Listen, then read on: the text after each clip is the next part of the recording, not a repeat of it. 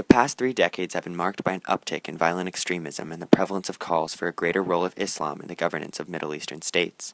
These calls are surprising, seeing as much of the 20th century may be characterized by a decrease in Islam's influence. In tracing the causes of this Islamic revival, we must begin with the first seedlings of secular rule in the Middle East, during a time when many of our modern states still did not exist. World War I transformed the map of North Africa and the former Ottoman territories, divvying up the lands of the Sultanate into quasi-colonies of the European victors of the war. Wartime agreements and limited Arab organization allowed Britain and France to sweep into control of the Fertile Crescent, but further north, in the Ottoman heartland, European efforts toward colonization were met with firm opposition. Mustafa Kemal Ataturk led a unified Turkish resistance against Greek and European militaries, ultimately expelling the Europeans and, in 1923, establishing independent Turkey within its modern borders. Ataturk declared the caliphate dead, and in its place founded a secular modernist constitutional republic with himself as president. He banned veils and headscarves, gave women the right to vote, own property, and hold public office, creating a modern Turkey that removed Islam from any position in government and bringing the modernity of Europe into the Middle East. Ataturk and his secular Kemalism became the mold for secular nationalists and their leadership for the next half-century. The Kemalist wave swept through the Middle East, with secular nationalist regimes appearing in Egypt, Iran, Libya, Syria, Iraq, Algeria, and Tunisia. Religion was de-emphasized in these states, and a greater focus was paid to economic issues. With a growing demand for oil in the West, secular nationalist states able to nationalize their meaningful reserves and sell them favorably to Western powers were able to improve the standard of living for their citizens.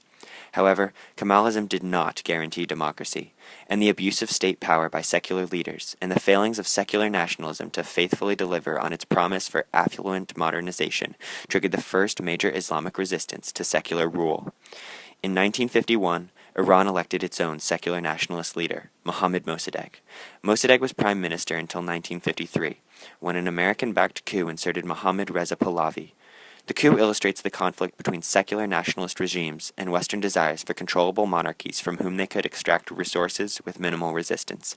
Pahlavi, the second Shah of Iran, sold the country's massive oil reserves to Western powers, bringing large economic gains, modernization, and Western culture to Iran. Despite the economic improvements, middle-class Iranians were outraged by the Shah's authoritative rule, and saw his efforts at modernization and reform as methods of consolidating his power. The angry middle class turned to an unexpected outlet for protest, Iran's Shiite leadership. The ulama enjoyed the support of Iran's large working class, who looked to religious leadership because of their promises of socialist economic policy that would bring the country's oil wealth to its poorest citizens. The middle and lower classes, combined with a diverse group of political radicals angry with the Shah's rule, united under the leadership of one influential Shia cleric, Ayatollah Ruhollah Khomeini. Khomeini encouraged direct resistance to the Shah, and opposition festered. In 1977, after a precipitous drop in oil prices triggered an economic recession, unrest began to bubble over. 2 years later, Khomeini's revolution successfully overthrew the Shah's secular government, replacing it with a new Islamic theocracy in his vision. Khomeini's Islamic State differed from the vision of Iran's old middle class, who wanted to remove the Shah's authoritative rule, but never imagined living in a state characterized by the extreme redistribution of wealth and restrictions to the Western culture and amenities they had become so accustomed to. Khomeini's revolution, and the assembly of the robust and wide-reaching bureaucracy that followed it, are the most tangible creation of the Islamic revival, but just 9 months later, Islamic zealotry reared its head in Islam's holiest site. On November 20th, 1979, extremist militants swept into Mecca and occupied the Kaaba, the holiest site within the Grand Mosque. The militants called for the overthrow of the House of Saud, who they saw as having deviated from the adherent ideology they espoused. King Khalid quickly obtained a fatwa that authorized his use of force in Mecca, and rolled tanks and special forces into the city to expel the militants, but the episode revealed a deeper problem with Saudi methodology. Modern Saudi Arabia is the result of the geopolitical alliance between the Saud family and Muhammad ibn al-Wahhab. The Wahhabi ideology offers a strict and austere interpretation of Sunni Islam, and Saudi monarchs have used their massive oil revenues to broadcast this ideology throughout the kingdom and abroad through a network of religious schools, or madrasas. The madrasas and their strict teachings create radicals whose vision for the state differs from the Islamic pragmatism that has long characterized the kingdom's leadership. The Mecca Revolt of 1979 showed that even in the seemingly most adherent of remaining Gulf monarchies, a desire for Islamic revival bubbled beneath the surface. In the same year, the Soviet Union invaded Afghanistan, hoping to bolster small communist rebel factions and install a communist government that would provide valuable access to Middle Eastern resources. The invasion of Afghanistan became both a proxy war between the United States and the Soviet Union, but also a struggle between Islam and encroaching atheist foreign powers. Scores of Islamic zealots, concerned about the decline of Islam, and who included a young Osama bin Laden, flocked to Pakistan, where the Mujahideen had assembled training camps for fighters who would join the front lines in Afghanistan. Although their assistance to the actual war effort was minimal, these ideologues were able to develop a more cohesive Islamist ideology within the camps. The Mujahideen's victory against the Soviets also emboldened these radicals, and proved that Muslims could successfully repel a world superpower. Bin Laden was thrilled with the success of the Mujahideen, but upon returning to his native Saudi Arabia, was dismayed by the leadership of the kingdom. The bloody Iran-Iraq War had trudged on throughout the Mujahideen's fight against the Soviets and had crippled the development and economic standing of both countries. Saddam Hussein had recognized the military vulnerabilities of the young Islamic Iran, and concerned over the threat posed from his own internal Shia majority, had struck Iran's western border with tacit backing from the west. The war proved atrocious, and in 1988 sputtered to a halt, leaving Saddam's Iraq in disarray, with shattered hopes for development, massive debts outstanding to Gulf monarchies, and general deterioration of quality of life. In 1990, Saddam saw an opportunity waiting on his southern border. Saddam accused Kuwait of exceeding OPEC production quotas and slant drilling into Iraqi oil fields. Using the ethnic similarity and common geography within Greater Iraq as pretext, Saddam invaded Kuwait in 1990, easily conquering the small state. But all was not secure.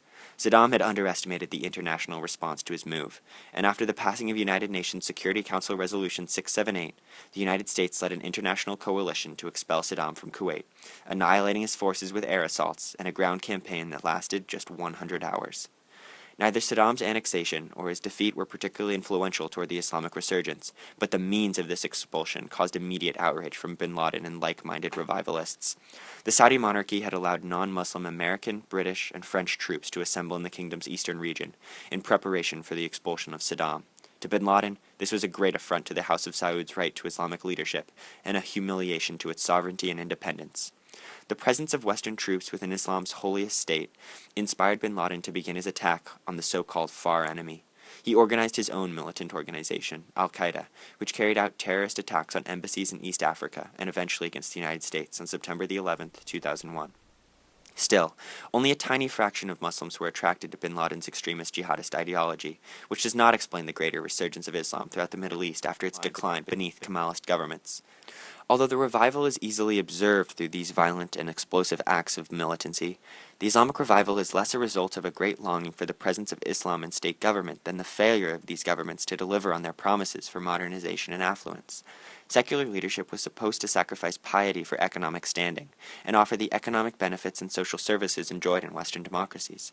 However, these Middle Eastern governments are largely reliant on oil revenues, and the volatility of international prices dictates that their ability to provide these services is often severely limited. During times of recession, social services are delivered by the mosque, by Islamist political groups, but not by the state. In 1992, after an earthquake rumbled beneath Cairo, which destroyed thousands of homes, immediate relief came from a network of mosques administered by the Muslim Brotherhood, but government aid was all but invisible.